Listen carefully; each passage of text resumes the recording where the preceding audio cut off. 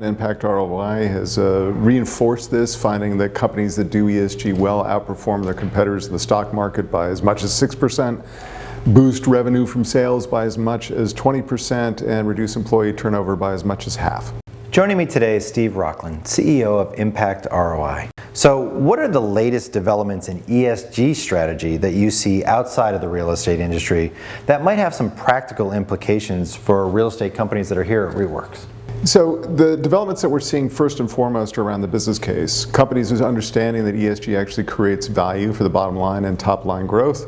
The research that my firm has done, Impact ROI, has reinforced this, finding that companies that do ESG well outperform their competitors in the stock market by as much as 6%, boost revenue from sales by as much as 20%, and reduce employee turnover by as much as half.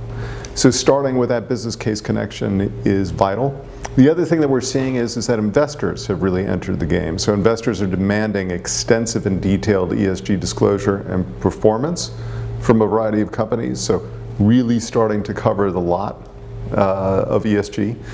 We're certainly seeing deeper commitments on climate change and climate commitments. We're also seeing companies get much more sophisticated about diversity, equity, and inclusion, and also social impact overall.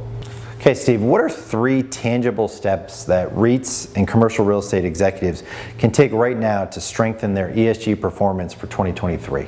The first thing is that there's a sort of jargonistic term called doing an ESG materiality assessment. It really is just identifying your strategic priorities that relate to your business. So really concentrating and focusing on that and understanding that the real estate business has profound impacts. It has profound impacts in terms of the carbon and climate footprint, but it also has the potential to be a driver of wider community and economic development that's inclusive, that supports diversity and really makes communities thrive.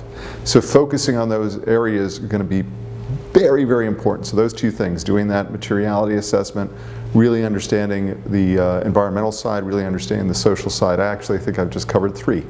Lastly, if you were to give advice to someone just starting their career in ESG, either as a dedicated ESG person or even someone who's assuming some responsibility for a part of ESG, what would you tell that person in regards to having a very long and productive career? Actually, the advice that I would give is learn as much as you possibly can about business. Learn as much as you possibly can about finance, because there's a trade-off to make in terms of the capital expenditure and the operating expenditure that one has to make, the available resources, and the goals and targets that one has related to environmental and social performance. And the trick for being effective as a professional is understanding how to balance those trade-offs, making strong arguments about the business case. The understanding of how you can make social and environmental impact, that's something that I think everyone can learn, but you have to make sure you understand your business.